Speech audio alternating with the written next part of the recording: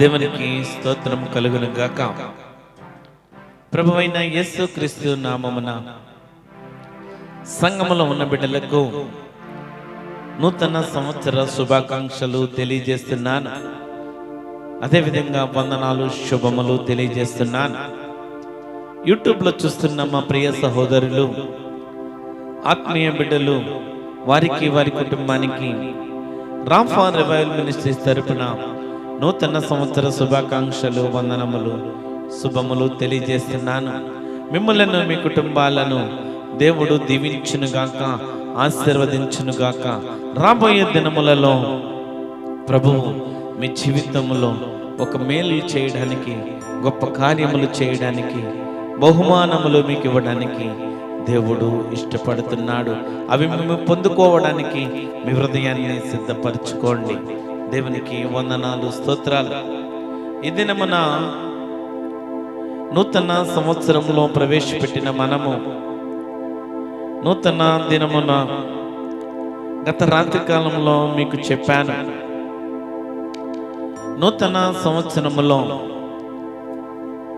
వెనుకున్న వాటిని లక్ష్య పెట్టక ముందున్న వాటి కోసము పరిగెత్తే వారముగా, వేగిరపడే వారముగా మనం ఉండాలని గత రాత్రి కాలంలో చెప్పాను. ఈ దినమున మనము చదివించిన పాఠ్య భాగము యెషయా గ్రంథము 43వ అధ్యాయము 13వ వచనంలో మనం ఒకసారి చూస్తే, మునుపటి వాటిని జ్ఞాపకము చేసుకొనకుడి, పూర్వకాలపు సంగతులను తలంచుకొనకుడి. ఇదిగో నేను ఒక నూతన క్రియ చేయుచున్నాడు, ఇప్పుడే అది మొలుచును, మీరు దానిని ఆలోచింపరా. దేవుడు పాత సంవత్సరంలో గతించిపోయిన వాటిని వదిలిపెట్టేసి నూతన దినమున, నూతన సంవత్సరములో thank you wonderful Holi spirit, thank you Jesus. నూతన సంవత్సరంలో ప్రభువు మన జీవితంలో ఒక నూతన కార్యాన్ని చేయాలని ఆశపడుతున్నాడు. ఏం ఆశపడుతున్నాడు? మన జీవితంలో మనము దేవుని కొరకు జీవిస్తే, దేవుని కొరకు మన హృదయం ఇచ్చి ఆయనను మనము దినదినము అనుదినము ఆయన్ని స్తుతిస్తే, ఆయన మన జీవితంలో ఒక నూతన క్రియ, నూతన కార్యములు చేయడానికి ఇష్టపడుతున్నాడు. రాత్రి కాలంలో చెప్పాను మీకు, వాచ్ నైట్ సర్వీస్లో మనము ఈ నూతన సంవత్సరంలో కొన్ని వదిలిపెట్టుకోవాలని చెప్పాను. నూతన సంవత్సరంలో మనము నూతన స్వభావంతో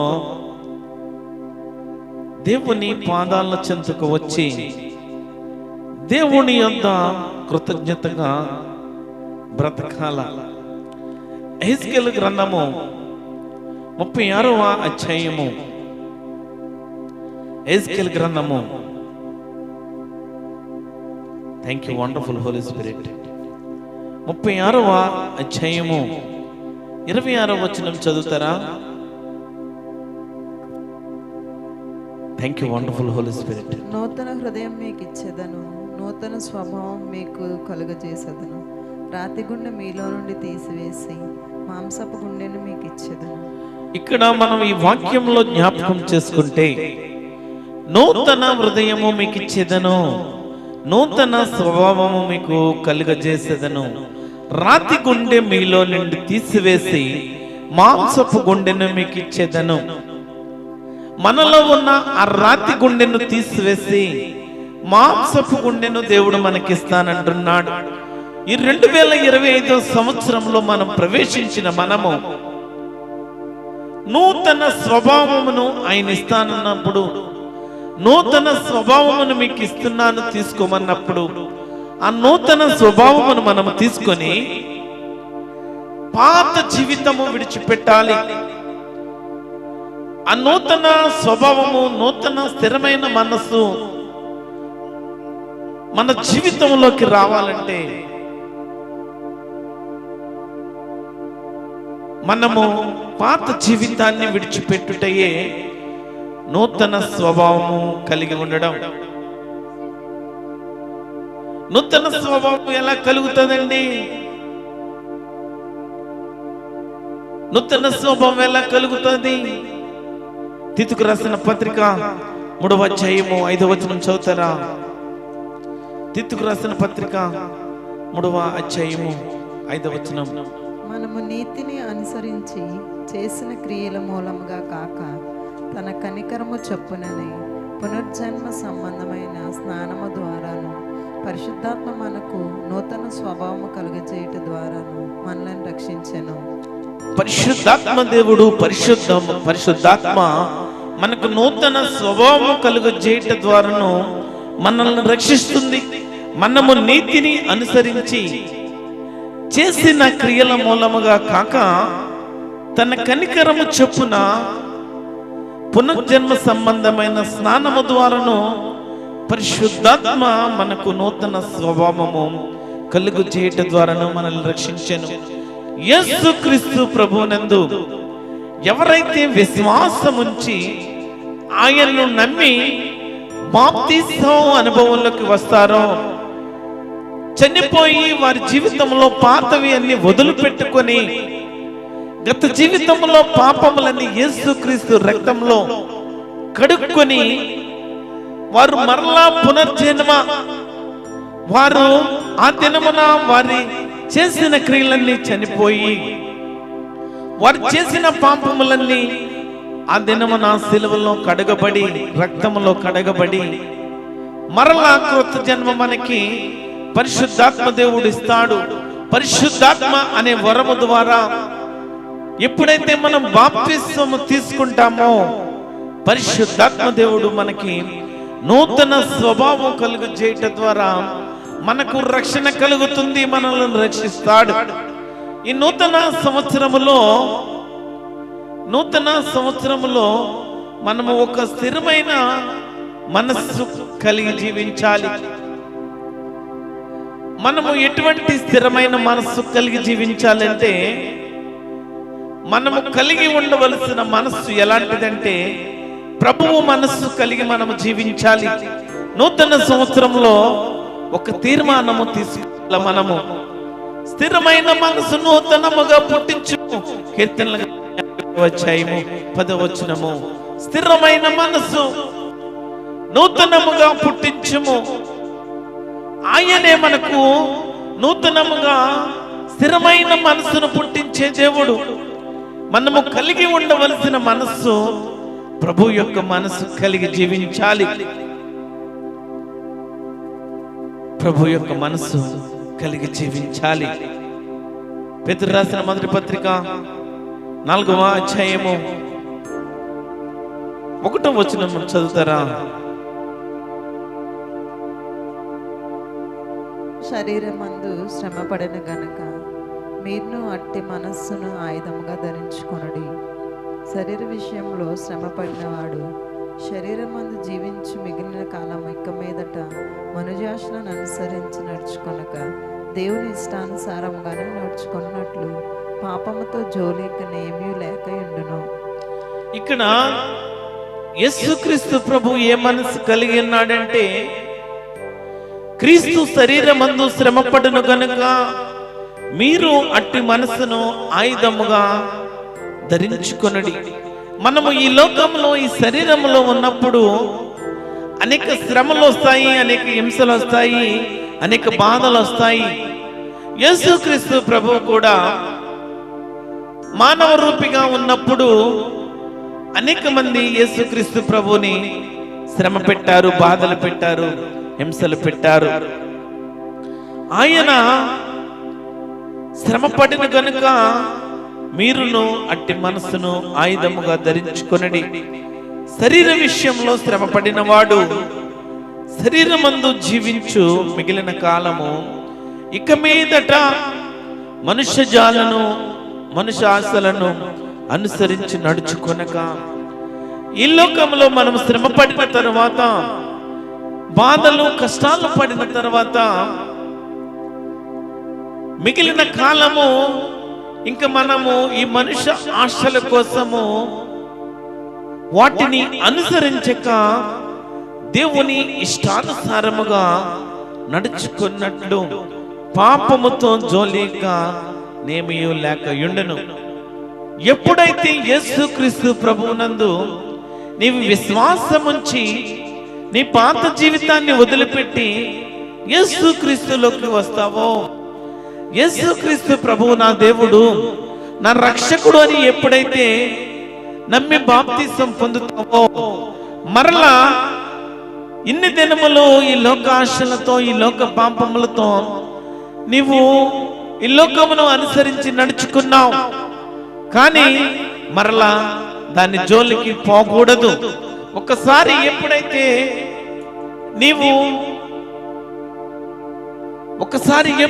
నీవు ఆ పాప బంధకాల నుండి పాప క్రియల నుండి నీవు పక్కకు వచ్చేస్తావో, అప్పుడు మరలా వాటి జోలికి వెళ్ళవద్దు. మనము పోకిరి చేష్టలు, దురాశలు, మద్యపానము, అల్లరితో కూడిన ఆటపాటలు, తాగుబోతులు, విందులు, చేయదగిన విగ్రహ పూజలు మొదలైన వాటి యందు నడుచుకొనుచు అన్యజనుల ఇష్టం నెరవేర్చుచుండుటకు గతించిన కాలమే చాలును. గత కాలమంతా ఇవన్నీ మనము చేశామేమో, గత దినములన్నీ ఇవి చేశామేమో, ఇవి ఆచరించామేమో, ఈ దినమున ఒక తీర్మానం చేసుకోమంటున్నాడు ప్రభువైన యేసుక్రీస్తు. ఒక స్థిరమైన హృదయముతో ఒక తీర్మానం చేసుకోమంటున్నాడు. మనము ఎటువంటి శరీరము, ఎటువంటి మనస్సు కలిగి జీవించాలంటే, ప్రభు ఏ విధంగా అయితే శ్రమ పడ్డాడో, ప్రభు ఎటువంటి మనస్సునైతే ధరించుకున్నాడో అటువంటి మనస్సును మనము ధరించుకోవాలా. యేసుక్రీస్తు ప్రభువు నూతన స్వభావము ఎలాగిస్తాడో పరిశుద్ధాత్మ ద్వారా ఆయన యందు మనము నమ్మి బాప్తిసం ఉండి మారు మనసు రక్షణ అనుభవంలోకి వస్తే నూతన స్వభావం ఇస్తాడు అని చెప్పాను. కొలసీలు రాసిన పత్రిక 3వ అధ్యాయము 9వ వచనం చదువుతారా? ఒకనితో ఒకడు అబద్ధం ఆడకుడి, ఏలయనగా ప్రాచీన స్వభావమును దాని క్రియలతో కూడా మీరు పరిత్యజించి జ్ఞానము కలుగు నిమిత్తము దానిని సృష్టించిన వారిని పోలిక చొప్పున నూతన పరచబడుచున్న నవీన స్వభావమును ధరించుకొని ఉన్నారు. దేవుడు ఏలయనగా ప్రాచీన స్వభావమును దాని క్రియలతో మీరు పరిత్యజించి జ్ఞానము కలుగు నిమిత్తము దాన్ని సృష్టించే వారిని పోలిక చొప్పున నూతన పరచబడుచున్న నవీన స్వభావమును ధరించుకుని ఉన్నారు. పాత జీవితము విడిచి కొత్త జీవితము ధరించుకోవడం, పాతవి వదిలిపెట్టి కొత్త జీవితము మనం ధరించుకోవాలా. ఒక పండుగ వచ్చిందంటే, లేకపోతే మన ఇంటిలో ఏదైనా ఒకటి నూతనముగా ఏదైనా చేస్తే మనము పాత బట్టలు వేసుకోవడానికి ఇష్టపడం. పాత బట్టలతో, మాసిపోయిన బట్టలతో మనం ప్రజలకు కనపడడానికి ఇష్టపడము.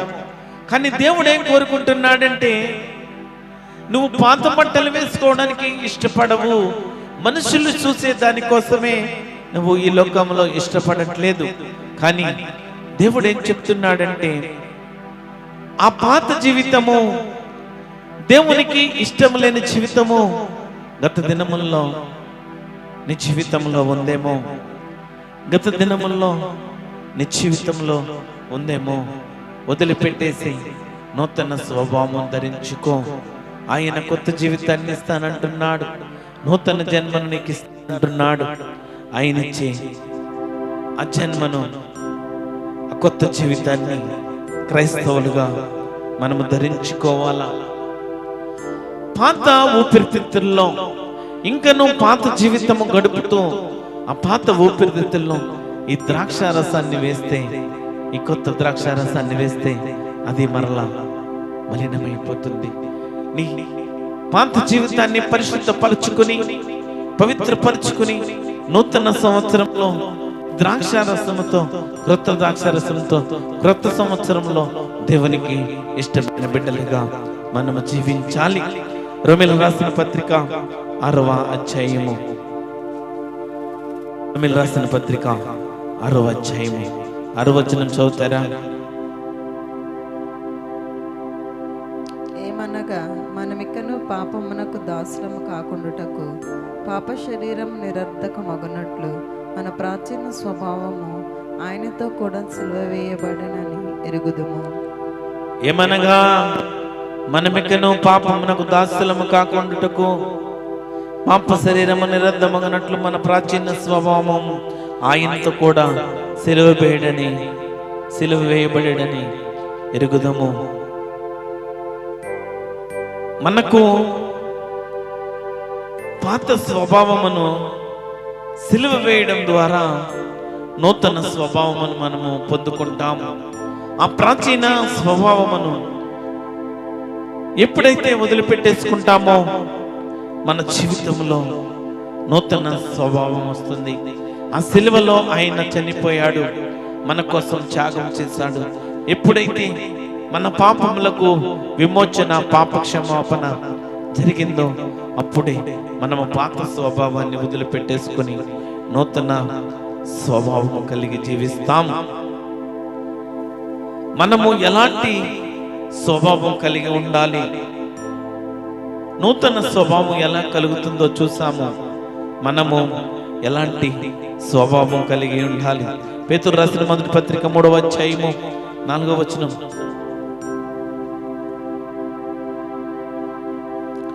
పేతురు రాసిన మొదటి పత్రిక 3వ అధ్యాయము 4వ వచనం.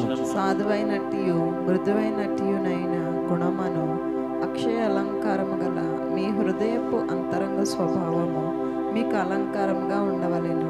అది దేవుని దృష్టికి మిగుల విలువగలది. ఇక్కడ దేవుని దృష్టికి ఏది విలువగలది అంటే సాధువైనట్టు మృదువైనట్టు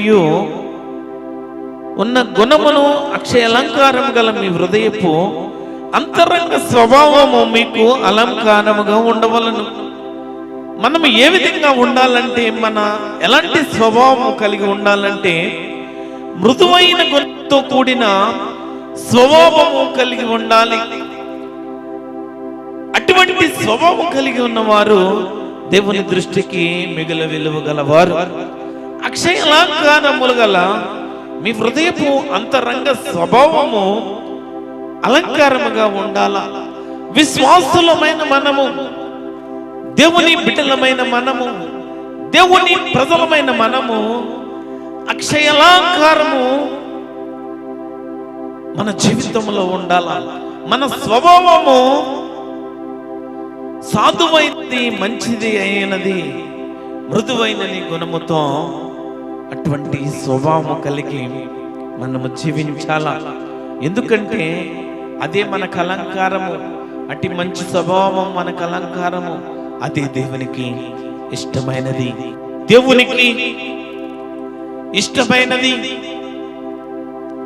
దేవునికి ఇష్టమైన అలంకారములు మన జీవితంలో ఉంటే, దేవునికి ఇష్టమైన స్వభావములు మన జీవితంలో ఉంటే, దేవునికి ఇష్టమైన అమృతమైన గుణము మన జీవితంలో ఉంటే, దేవునికి ఇష్టమైన మంచి స్వభావము, సాధు స్వభావము మన జీవితంలో ఉంటే దేవునికి ఇష్టమైనది. అదే దేవునికి ఇష్టమైనది. అలంకారములంటే పండగలు వచ్చినప్పుడు అలంకరించుకునేవి కాదు, కొత్త బట్టలు అలంకరించుకున్నట్ట కాదు. మనుష్యులకు కనబడాలి, మనుష్యులు మన రేంజ్ ఏంటో, మన స్టేటస్ ఏమిటో, మన గొప్పతనం ఏంటో తెలుసుకోవడానికి అలంకరించుకునేది కాదు. అది మృదువైనది, సాధువైనది, మంచి స్వభావము, మంచి గుణము కలిగిన అలంకారములు. అవి దేవునికి ఇష్టమైనవి. దేవునికి విలువైనది ఏంటంటే అదే. ఇల్లుక ప్రజల మాదిరిగా అలంకారములతో, వెండి బంగారు ఆభరణములతో మనము అలంకరించుకున్నట్టు కాదు. క్రైస్తవుని జీవితం ఏంటంటే, ఇదే మన ప్రభువు మిమ్మల్ని హెచ్చరిస్తున్నాడు. నూతన సంవత్సరములో అడుగుపెట్టిన దేవుని బిడ్డలమైన మనము నూతన స్వభావమును ధరించుకోవాలా. ఇదిగో ఎవరైతే ఆయన్ని ఆరాధించి ఆయన్ని యందు విశ్వాసం ఉంచి నమ్మి బాప్తిసం పొంది రక్షణ అనుభవంలోకి వచ్చిన ప్రజలు నూతన దినమున ఒక తీరమైన స్థిరమైన మనస్సు కలిగి జీవించాలి. ఒక నిర్ణయము తీసుకోవాలి. గత రాత్రికాల సమయంలో మీకు చెప్పాను, పాత జీవితము రొంత జీవితము దేవునికి ఇష్టము లేనివి, దేవునికి ఆయాసకరమైనవి, దేవునికి దుఃఖకరమైనవి, ఇంకను మనము తెలిసి చేసినా తెలియక చేసిన ఎటువంటి పాపములైనా 2024వ సంవత్సరంలో వదిలిపెట్టుకొని 2025 సంవత్సరంలో మనము అడుగు పెట్టే సమయంలో ప్రభువుకి ప్రీతికరముగాను ఇష్టముగాను ఉండాలి.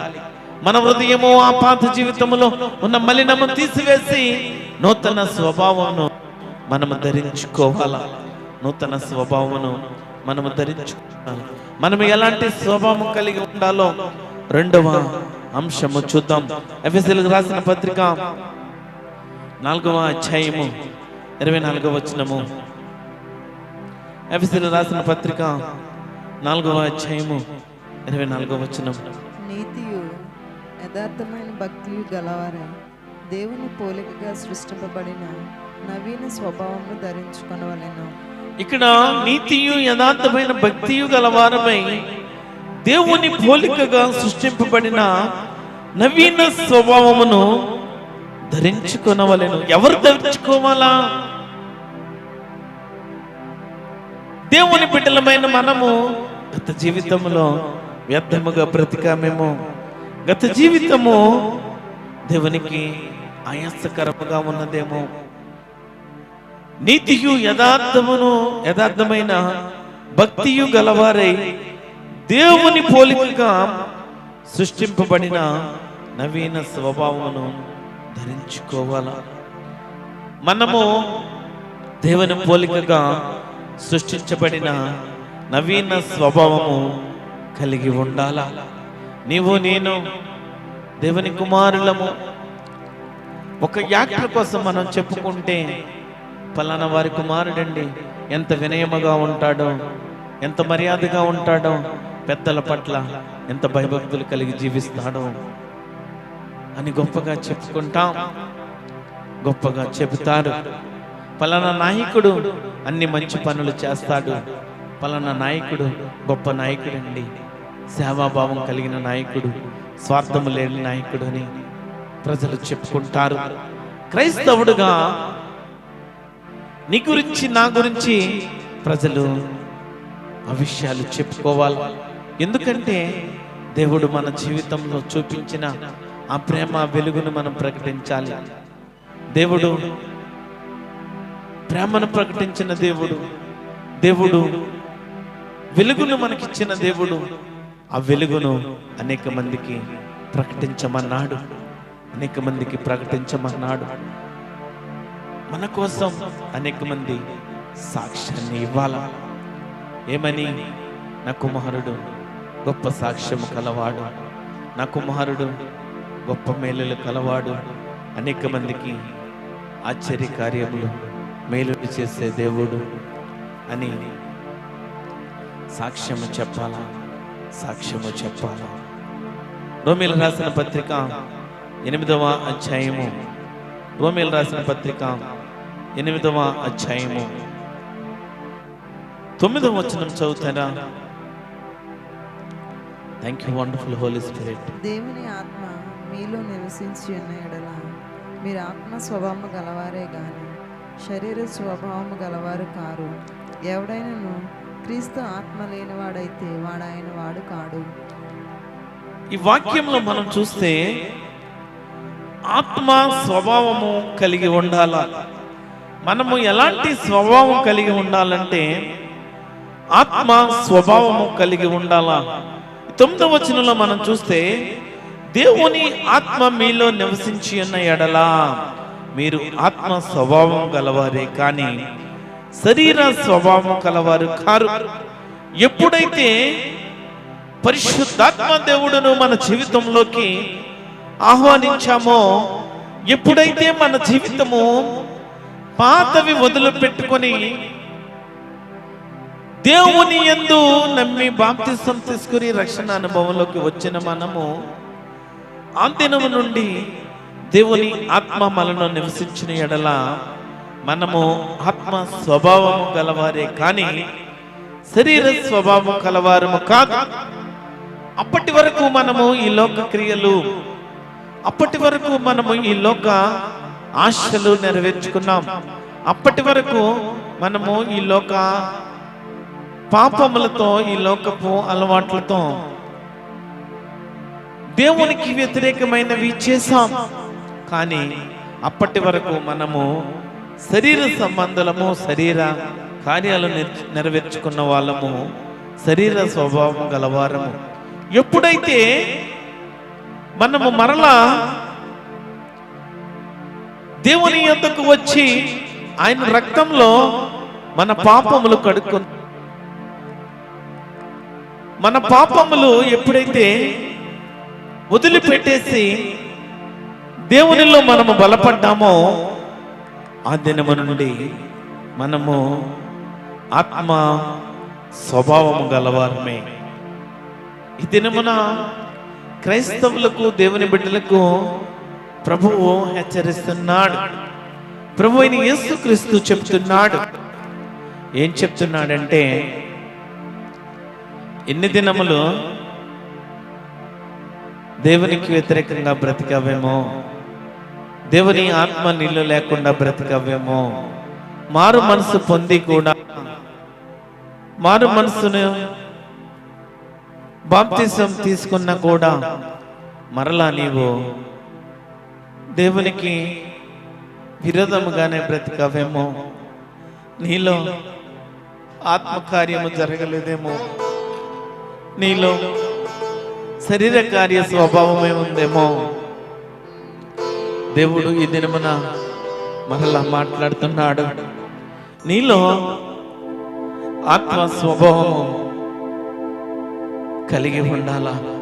ఎందుకంటే ఆయన మనలో నివసించుచున్న ఎడల మీరు ఆత్మ స్వభావం గలవారే కానీ శరీర స్వభావం గలవారు కారు అని దేవుడు చెప్తున్నాడు.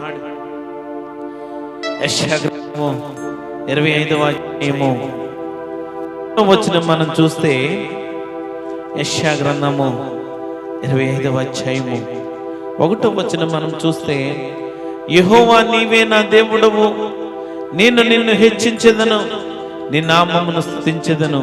నీవు అద్భుతములు చేసేదివి, సత్య స్వభావమును అనుసరించి నీవు పూర్వకాలమును చేసిన నీ ఆలోచనలు నెరవేర్చితివి.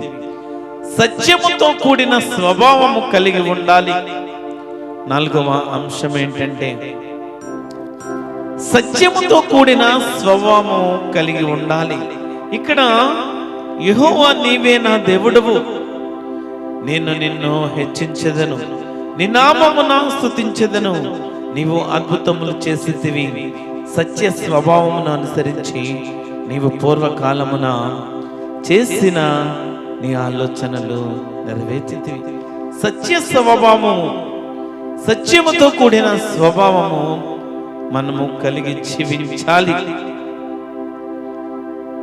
చివరిగా ఎటువంటి స్వభావం మనం కలిగి జీవించాలంటే, సామెతల గ్రంథము 11వ అధ్యాయము 13వ వచనంలో మనం చూస్తే, సామెతల గ్రంథము 11వ అధ్యాయము 13వ వచనంలో మనం చూస్తే, కొండెగాడు తిరుగులాడువాడు పరుల గుట్టు బయట పెట్టును, నమ్మకమైన స్వభావం గలవాడు సంగతి దాచును. కొండెములు చెప్పే బిడ్డలుగా ఉన్నావేమో, కొండెములు చెబుతూ అటు ఇటు తిరుగులాడే బిడ్డలుగా ఉన్నావేమో, పరుల గుట్టు బయట పెట్టాలని ఆలోచన చేస్తున్నావేమో, పరులను రోడ్డు మీదకి లాగాలని ఆలోచన చేస్తున్నావేమో, కానీ నమ్మకమైన స్వభావము కలవాడు సంగతి దాచును. నమ్మకమైన స్వభావం కలవాడు సంగతి దాచును. మనము ఎటువంటి స్వభావం కలిగి ఉండాలంటే నమ్మకమైన స్వభావం కలిగి ఉండాలి. ప్రియ సహోదరుడా, సహోదరి, ఇతరుల కోసము మనము లేనిపోని మాటలు కొండములు చెప్పే వ్యక్తులుగా మనం ఉండుట మంచిది కాదు. బైబిల్ గ్రంథంలో ఏం చెప్తుందంటే ఇతరుల పట్ల ఇతరులను బాధ పెట్టే విధముగా, ఇతరులను అవమానపరిచే విధముగా కొండెములు చెప్పుతూ కొండెగాడి వల్ల తిరుగులాడుచు పరుల గుట్టు బయట పెడుతున్నావేమో అది నీకు మంచిది కాదని దేవుడు ఈ దినమున హెచ్చరిస్తున్నాడు. దేవుడు ఈ దినమున హెచ్చరిస్తున్నాడు. నమ్మకమైన స్వభావం కలవాడు సంగతి దాస్తాడు. నమ్మకముగా ఉండాలా. దేవునిలో ఉన్న నీవు, దేవునిలో ఉన్న నీవు, దేవుని కుమారుడిగా ఉన్న నీవు ఎన్ని కష్టములు వచ్చినా, ఎన్ని శ్రమలు వచ్చినా కూడా దేవునికి నమ్మకముగా ఉండాలా. నమ్మకమైన స్వభావము కలిగి ఉండాలా. చివరిగా యాకోబు రాసిన పత్రిక 5వ అధ్యాయము 17వ వచనము. హల్లెలూయా, హల్లెలూయా. అలా చేయకూడదు. దేవునికి స్తోత్రం కలుగును గాక. యాకోబు రాసిన పత్రిక 5వ అధ్యాయము 17వ వచనము. యాకోబు రాసిన పత్రిక 5వ అధ్యాయము 17వ వచనము. ఏలియా మన వంటి స్వభావము గల మనుషుడే. వర్షింపకుండానట్లు అతడు ఆసక్తితో ప్రార్థన చేయగా 3.5 సంవత్సరముల వరకు భూమి మీద వర్షింపలేదు. ఇక్కడ ఏలియా కోసం మనం ఆలోచన చేస్తే ఏలియా మన వంటి స్వభావం గల మనుష్యుడే. ఏలియా ప్రవక్త కూడా మనలాంటి వ్యక్తే. కానీ వర్షింపకుండానట్లు అతడు ఆసక్తితో ప్రార్థన చేయగా 3.5 సంవత్సరాల వరకు భూమి మీద వర్షింపలేదు. ప్రార్థించే స్వభావము కలిగి ఉండాలి. మనము ఈ నూతన సంవత్సరములో నూతన స్వభావం ఎలా కలుగుతుందంటే పరిశుద్ధాత్మ దేవుడు మనకిస్తాడు. ప్రాచీన జీవితము, పాత జీవితాన్ని విడిచిపెట్టి కొత్త జీవితం ధరించుకోవడం ద్వారా నూతన స్వభావం వస్తుంది. పాత స్వభావమును సిలువ వేయడం ద్వారా నూతన స్వభావం వస్తుందని చెప్పాను. మనము ఎలాంటి స్వభావం కలిగి ఉండాలో కొన్ని విషయాలు మీకు చెప్పాను. ప్రార్థించే స్వభావం కలిగి ఉండాలి మనము. ఏలియా ప్రార్థన చేశాడు, 3.5 సంవత్సరములు వర్షింపలేదు. మరలా ప్రార్థన చేయగా ఆకాశము వర్షమిచ్చెను, భూమి తన ఫలమిచ్చెను. మనము చేసే ప్రార్థన బట్టి దేవుడు మనకి ప్రతిఫలం ఇస్తాడు. ఎలీషా ప్రవక్త చేసిన ప్రార్థనకు వర్షాన్ని ఇచ్చిన దేవుడు, ఫలమునిచ్చిన దేవుడు. నీవు ప్రార్థిస్తే దేవుడు నీ జీవితంలో కార్యములు చేయడా. నీవు నీ కుటుంబం కోసం ప్రార్థన చేస్తే దేవుడు నీ కుటుంబంలో మేలులు చేయడా. నీవు నీ సంఘము కోసం ప్రార్థన చేస్తే దేవుడు నీ సంఘాన్ని అభివృద్ధి పరచడా. నీవు నీ సంఘము కోసము, అభివృద్ధి కోసము, పరిచర్య కోసము, సువార్త కోసము ప్రార్థన చేస్తే దేవుడు బలపరిచి సహాయం చేయడా. ప్రార్థించే స్వభావము కలిగి ఉండాల. ఎబ్రిల్ రాసిన పత్రిక 2వ అధ్యాయము 16వ వచనంలో మనం చూస్తే, ఏలయనగా ఆయన ఎంత మాత్రమును దేవదూత స్వభావమును ధరించుకొనక అబ్రహాము సంతాన స్వభావమును ధరించుకొనున్నాడు. ప్రభువు దేవదూతల స్వభావం ధరించుకొనక అబ్రహాము సంతాన స్వభావమును ధరించుకున్నాడు. దినములు, సంవత్సరములు గడిచిపోతున్నాయి. కానీ నీ జీవితంలో నూతన స్వభావము కలిగి బ్రతకపోతే ఎన్ని నూతన వస్త్రములు ధరించుకున్నా, నూతనమైనవి ఎన్ని కొన్నా, కొత్త సంవత్సరములు ఎన్ని జరుపుకున్నా ప్రయోజనం లేదు. కనుక స్వభావంలో మార్పు రావాలి. నీ మనసు మార్చబడాలి. నీ హృదయము తెరవబడాలి. అప్పుడే నూతన స్వభావంలోకి నీకు వస్తావు.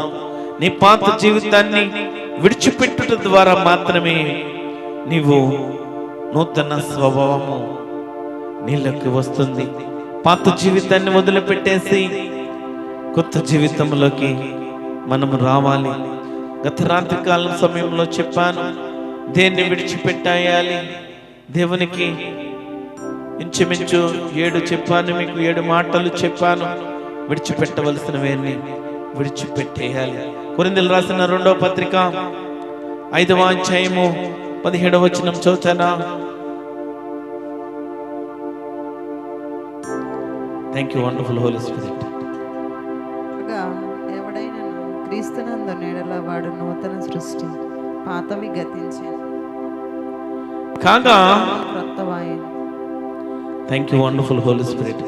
కొరింథీయులకు రాసిన 2వ పత్రిక 5వ అధ్యాయము 17వ వచనంలో మనం చూస్తే, కాగా ఎవడైనను క్రీస్తునందున్న ఎడల వాడు నూతన సృష్టి, పాతవి గతించును, ఇదిగో క్రొత్తవాయెను. సమస్తము దేవుని వలనైనవి. ఆయన మనలను క్రీస్తు ద్వారా తనతో సమాధానపరుచుకుని ఆ సమాధాన పరిచర్యను మాకు అనుగ్రహించను. ఎవరైతే క్రీస్తునందుంటారో వాడు నూతన సృష్టి. ఎవరైతే యేసు క్రీస్తునందు ఉంటారో వాడు నూతన సృష్టి. పాతవి గతించిపోతాయి, ఇదిగో క్రొత్తవి ఆయన. క్రొత్తవి ఇవ్వడానికి పాతవి మనం వదిలిపెట్టేసుకోవాలా. చెడ్డ క్రియలు, చెడ్డ మాదిరి జీవితము, గత జీవితంలో పాప జీవితంలో మనమున్నామేమో, దేవునికి ఇష్టం లేని బిడ్డలుగా మనమున్నామేమో, మారు మనసు పొందినప్పటికీ కూడా దేవుని బాధపరిచే బిడ్డలుగా ఉన్నామేమో. ఈ దినమున క్రీస్తునందు ఉన్న ఎడల వాడు నూతన సృష్టి. నూతనముగా స్థిరమైన మనసు పుట్టాలి. మనసులో మార్పు రావాలి. స్థిరమైన మనసు నూతనముగా పుట్టించుమని దేవునికి విజ్ఞాపన చేయాలి. ఇక్కడ క్రీస్తునందు ఉన్న ఎడల వాడు నూతన సృష్టి అని చెప్పాను. వేటినందు మనం ఉండాలి, వేటి యందు మనం ఉండాలి. మొట్టమొదటిది కీర్తనల గ్రంథము 48వ అధ్యాయము 9వ వచనం చదువుతారా? క్రీస్తునందు ఉన్న ఎడల వాడు నూతన సృష్టి అని మనం చెప్పాము. వేటి యందు మనం ఉండాలో కొన్ని విషయాలు మీకు చెప్పి ముగించుకుని, దేవా మేము నీ ఆలయమునందు నీ కృపను ధ్యానించితిమి. ఇక్కడ 48వ అధ్యాయం 9వ వచనంలో చూస్తే, ఆయన ఆలయమునందు మనం ఉండాలి. దేవా నీ ఆలయమునందు నీ కృపను ధ్యానించితిమి. ఈ నూతన సంవత్సరంలో మనము తీర్మానం చేసుకోవలసిన విషయం ఏమిటంటే, ఆయన ఆలయమునందు మనం ఉండాలి. ఆయన ఆలయములో మనము దేవుణ్ణి స్తుతించాలి, దేవుణ్ణి మహిమపరచాలి. కీర్తనల గ్రంథం 84వ అధ్యాయం 4వ వచనం. కీర్తనల గ్రంథము 84వ అధ్యాయం 4వ వచనం మనం చూస్తే, నీ మందిరమునందు నివసించు వారు ధన్యులు, వారు నిత్యము నిన్ను స్తుతించుదురు. ఆయన మందిరము యందు, ఆయన ఆలయములో మనము ఉంటే ధన్యులుగా ఉంటాము. వారు నిత్యము మనము ఆయన్ని స్తుతించే బిడ్డలుగా మనం ఉండాలా. దేవుడు ఈ నూతన సంవత్సరంలో మనల్ని మన నుండి ఏం ఆశపడుతున్నాడంటే, పాత స్వభావం వదిలిపెట్టేసి నూతన స్వభావం ధరించుకున్న నీవు ఆయన ఆలయమందు ఉండాలి. ఆయన మందిరంలో నివసించేవారు ధన్యులు, ఆయన్ని స్తుతించి ఆరాధించేవారు ధన్యులు. నిత్యము మనము ఆయన్ని స్తుతించే బిడ్డలుగా ఉండాలా. నూతన స్వభావం ధరించుకోవడం అంటే, నూతన అనుభవంలోకి రావాలంటే మన పాత జీవితాన్ని, మలినమైన జీవితాన్ని, రొత్త జీవితాన్ని దేవుని పాదాల ఎదుట పెట్టి నూతన స్వభావంలోకి రావాలి. కీర్తనల గ్రంథము 61వ అధ్యాయము 5వ వచనంలో చూస్తే, దేవా నీవు నా మొక్కుబడులను అంగీకరించి ఉన్నావు. నీ నామమునందు భయభక్తులు గల వారి స్వాస్యము నీవు నాకు అనుగ్రహించి ఉన్నావు. మనము ఆయన నామమునందు ఉండాలి. ఆయన నామమునందు ఉండాలి. దేవా నీవు నా మొక్కుబడులను అంగీకరించి ఉన్నావు. నీ నామమందు భయభక్తులు గల వారి స్వాస్యము నీవు నాకు అనుగ్రహించి ఉన్నావు. వేటి యందు మనం ఉండాలంటే త్వరగా మీకు రిఫరెన్స్తో చెప్తాను. వేటి యందు మనం ఉండాలంటే పరిశుద్ధ ఆలయమునందు ఉండాలి. కీర్తనల గ్రంథము 15వ అధ్యాయము 1వ వచనము, నీతి మార్గమునందు మనం ఉండాలి. సామెతల గ్రంథము 12వ అధ్యాయము 28వ వచనము, వెలుగునందు మనం ఉండాలి. యోహాను సువార్త 12వ అధ్యాయము 36వ వచనము, యేసు క్రీస్తునందు మనం ఉండాలి. రోమీయులకు రాసిన పత్రిక 6వ అధ్యాయము 29వ వచనము, కొరింథీయులకు రాసిన మొదటి పత్రిక 1వ అధ్యాయము 7వ వచనంలో దేవుని కృపావరమునందు ఉండాలి. కొరింథీయులకు రాసిన మొదటి పత్రిక 13వ అధ్యాయము 6వ వచనంలో నందు మనం ఉండాలి. క్రీస్తునందు ఉన్న ఎడల వాడు నూతన సృష్టి. క్రీస్తునందు ఉన్న ఎడల వాడు నూతన సృష్టి. ఏటి యందు మనం ఉండాలో కొన్ని విషయాలు మీకు చెప్పాను. ప్రభువైన క్రీస్తునందు ఉంటే కలిగే లాభాలు ఏమిటి? ప్రభువైన యేసు క్రీస్తునందు ఉంటే కలిగే లాభాలు ఏంటి? మనము ఎలాంటి మనసు కలిగి ఉండాలో ఇందాక చెప్పాను. అదేవిధంగా ఎలాంటి మనసు కలిగి ఉండకూడదో కూడా చెప్పి నేను ముగిస్తాను. ప్రభు అయిన క్రీస్తునందు ఉంటే కలిగే లాభాలు ఏంటంటే, మొట్టమొదటిది కొరింథీయులకు రాసిన 2వ పత్రిక 5వ అధ్యాయము 11వ వచనము. కొరింథీయులకు రాసిన మొదటి పత్రిక 5వ అధ్యాయము 11వ వచనము, ఇప్పుడైతే సహోదరు అనబడిన వాడెవడైనా జారుడు గాని, లోబు గాని, విగ్రహారాధకుడు గాని, తిట్టుబోతు గాని, త్రాగుబోతు గాని, దోచుకున్నవాడు గాని అయి ఉన్నాడలా అట్టి వానితో సాంగత్యం చేయకూడదు, భుజింపనకూడదని మీకు వ్రాయిచున్నాను. ఇక్కడ ఈ అధ్యాయంలో మనం చూస్తే ప్రజల్లో రకరకాల మనుషులు ఉంటారు. విగ్రహారాధన చేసే మనుషులుంటారు, లోబులుంటారు, దోచుకునే మనుషులుంటారు, అనేక మంది ప్రజలుంటారు. జారత్వం చేసే ప్రజలుంటారు, విగ్రహారాధన చేసే ప్రజలుంటారు, తాగుబోతు ప్రజలుంటారు, అనేక మంది ప్రజలుంటారు. అయినప్పటికీ ఎవరైతే వీరందరూ కూడా ప్రభువైన యేసుక్రీస్తునందుకు వస్తే వీరందరికీ వీరు చేసిన పాపములను ఆయన రక్తంలో క్షమిస్తాడు, క్షమాపణ ఇస్తాడు. ప్రభువైన యేసునందు ఉంటే క్షమాపణ కలుగుతుంది. నువ్వు చేసిన పాత జీవితంలో చేసిన పాపములను బట్టి, ఆ క్రియలను బట్టి దేవుడు నీకు మరలా నూతన జన్మనిచ్చి, నూతన స్వభావాన్నిచ్చి క్షమిస్తాడు. ఫలము పొందుకుంటావు. నీవు పాప జీవితాన్ని విడిచిపెట్టేసి దేవుని యొద్దకు వచ్చినప్పుడు దేవుడు నిన్ను మరలా ఆయన రక్తంలో నిన్ను కడిగి వేసి, నిన్ను పవిత్రపరిచి, పరిశుద్ధపరిచి దేవుడు ఫలములు ఇవ్వడానికి, ఫలములు పొందుకోవడానికి నిన్ను పిలుస్తున్నాడు. ఆశీర్వాదాలకు వారసులుగా ఉండడానికి మాత్రమే మనల్ని పిలిచేది. అంతేకాదు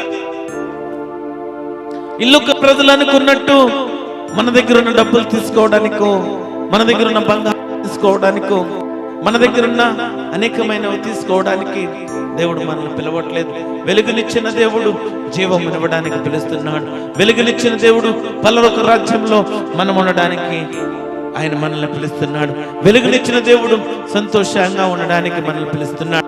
వెలుగునిచ్చిన దేవుడు మనల్ని రక్షించడానికి పిలుగుతున్నాడు. వెలుగునిచ్చిన యేసుక్రీస్తు ప్రభు మనము ఈ లోకములో వెలుగుకరముగా, ఆశీర్వాదకరముగా ఉండాలని దేవుడు ఆశపడుతున్నాడు. ప్రభు అయిన యేసుక్రీస్తునందు ఉంటే కలిగే లాభాలు ఏమిటంటే ఫలము పొందుకుంటాము, బుద్ధిమంతులుగా ఉంటాము, దేవుని కృప కలుగుతుంది, స్థిరత్వంగా ఉంటాము. మనము దేవునిలో ఇంకను బలపడుతూ దేవుని కొరకు సువార్తను ప్రకటించే బిడ్డలుగా ఉంటాము, సజీవులుగా ఉంటాము. నిత్య జీవము ఉంటుంది. పరలోకమందు ఆయనతో పాటు మనము కూర్చుంటాము. వెలుగు జీవితము కలిగి ఉంటాము. జీవితంలో ఆనందం ఉంటుంది. ప్రతి అవసరము తీర్చబడుతుంది. మనము రక్షించబడతాము, భద్రముగా కాపాడబడతాము.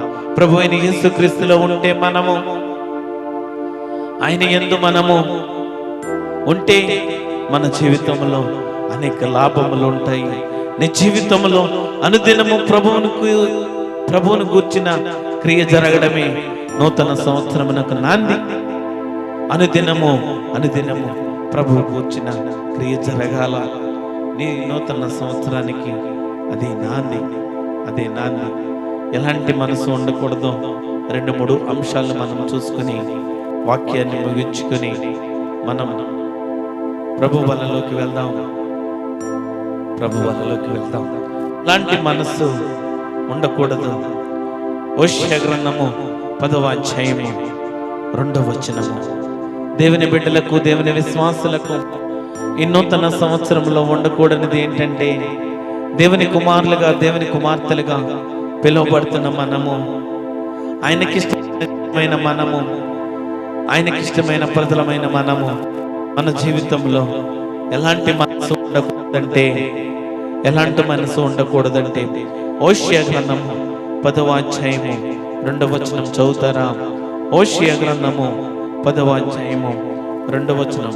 వారి మనస్సు కపటమైనది గనుక వారు త్వరలోనే తమ అపరాధములకు శిక్షణ అందుదురు. యెహోవా వారి బలిపీఠములను తుత్తునియలుగా చేయును. వారు ప్రతిష్ఠించిన దేవతా స్తంభములను పాడు చేయును. ఇక్కడ హోషేయ గ్రంథము 10వ అధ్యాయం 2వ వచనంలో చూస్తే, హోషేయ గ్రంథం 10వ 2వ వచనంలో వారి మనస్సు కపటమైనది కనుక,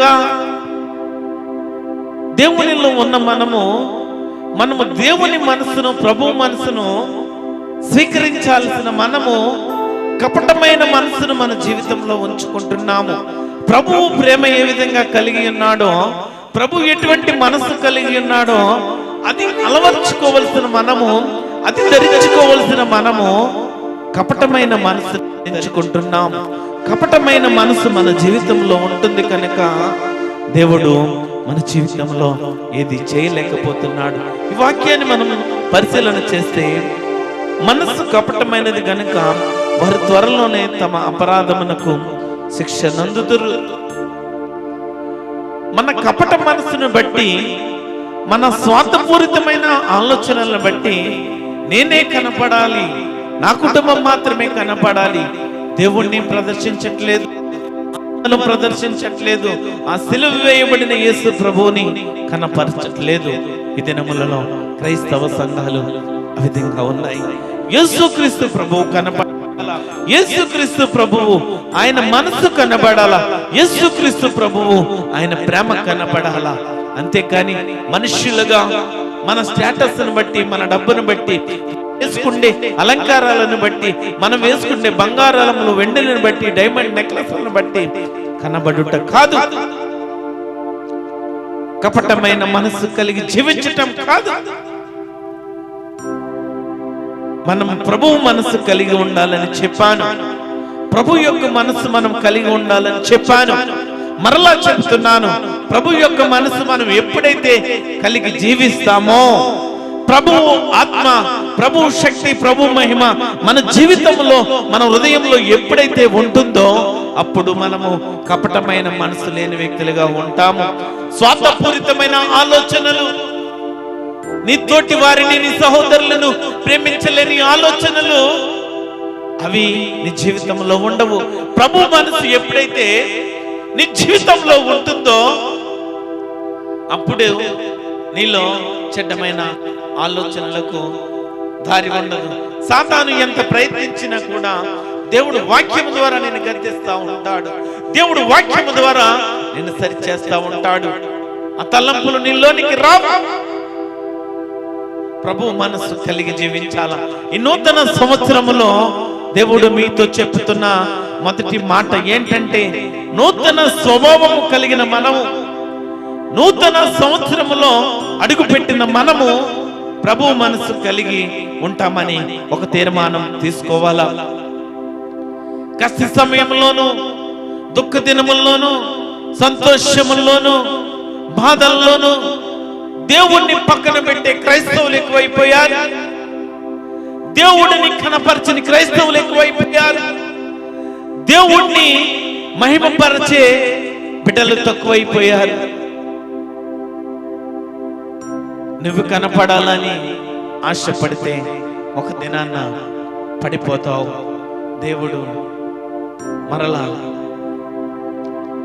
నిన్ను హెచ్చించాలన్నా కూడా నీ చేతులారా నీవే క్రింద పడిపోతావు.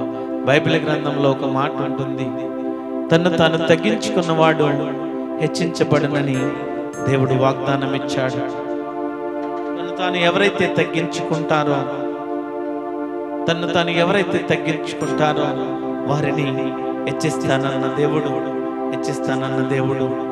దేవుడు తగిన సమయమందు మనల్ని హెచ్చించాలంటే ఆయన బలిష్టమైన రెక్కల కింద దీన మనస్కులై మనం ఉండాల.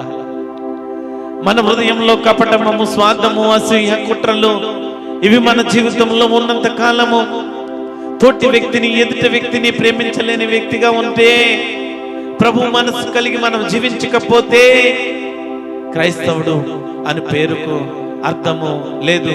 క్రైస్తవుడు బ్రతుకు వ్యర్థము, ఆ బ్రతుకు వ్యర్థము. కపటమైన మనస్సు జీవితంలో ఉండవద్దు. ఇక్కడ వారు శిక్ష పొందుతానంటున్నాడు. నీవు దేవుని కుమారుడిగా ఉండి,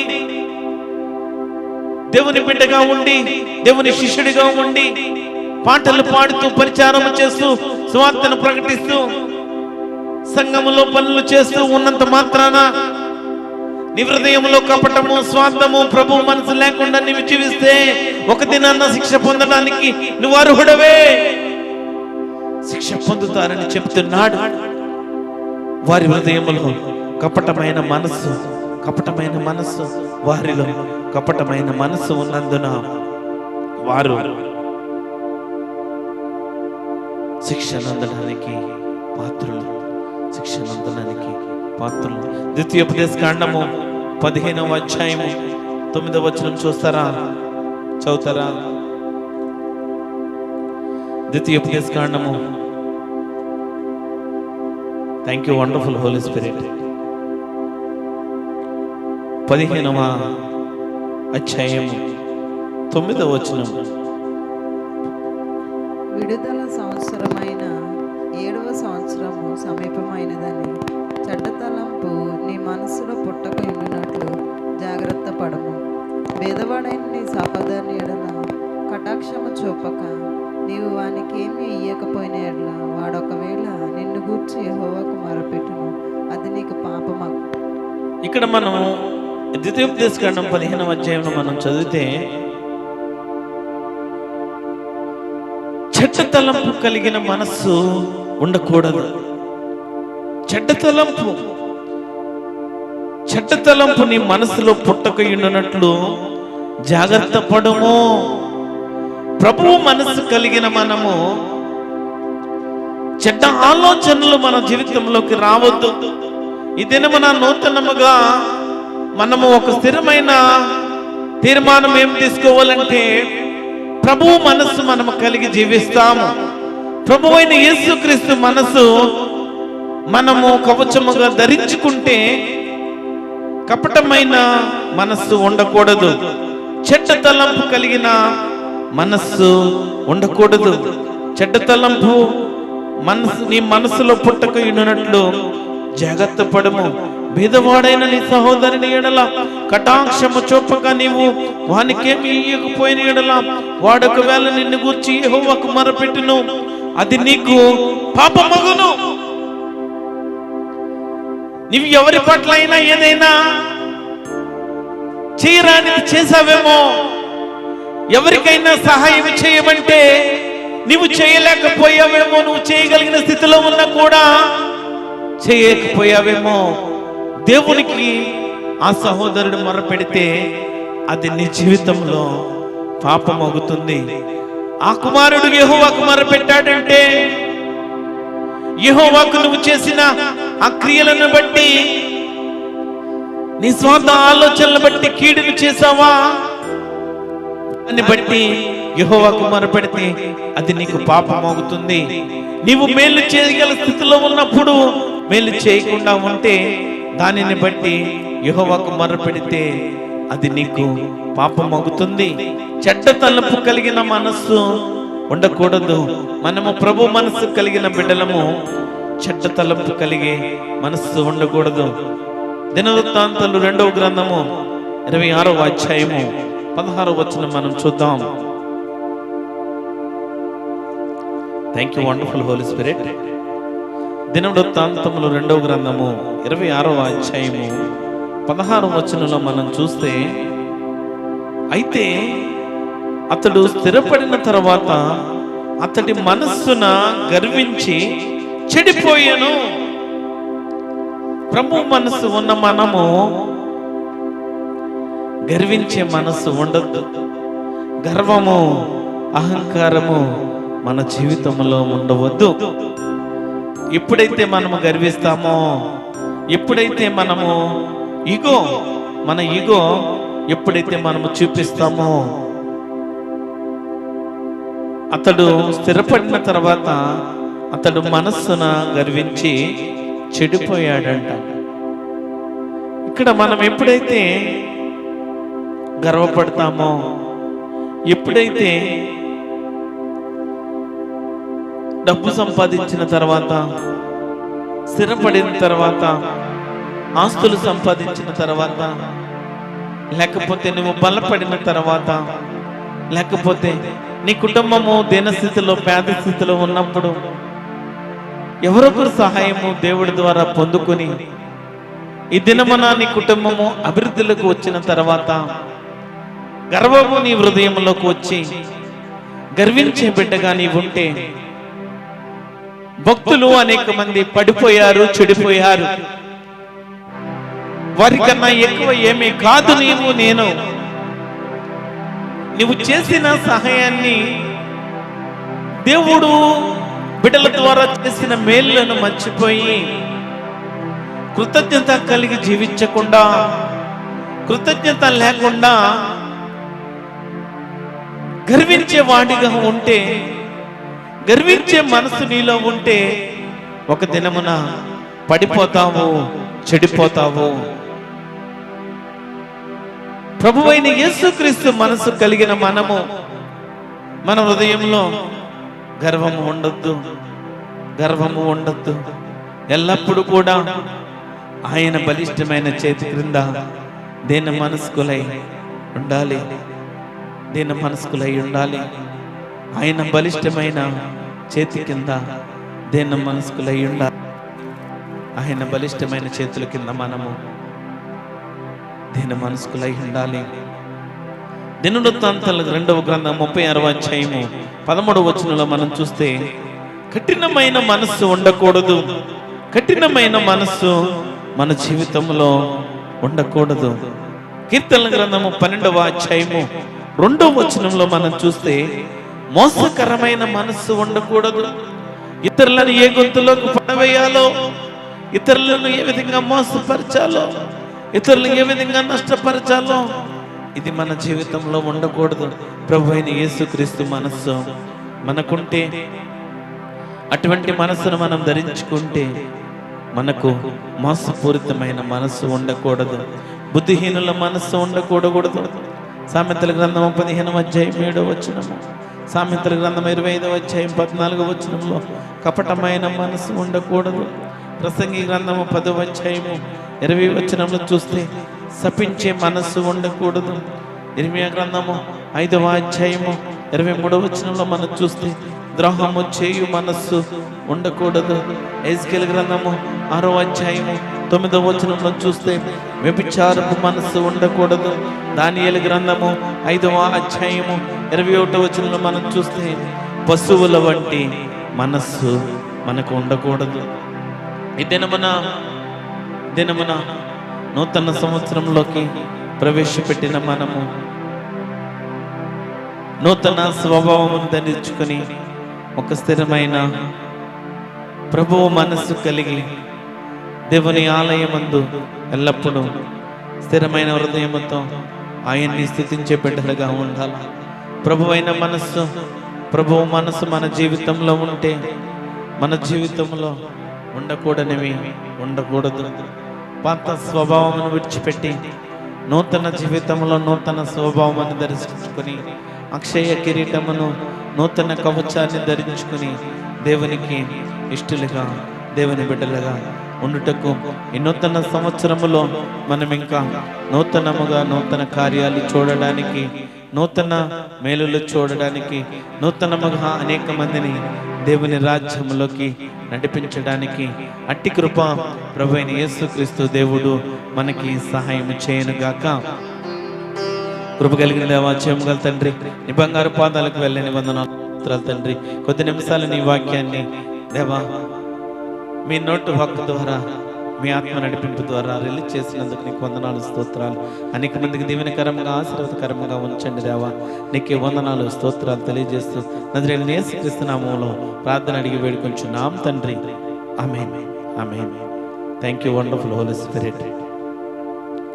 thank you wonderful Holi spirit. Thank you Jesus. Thank you wonderful Holi spirit. ఒక పాట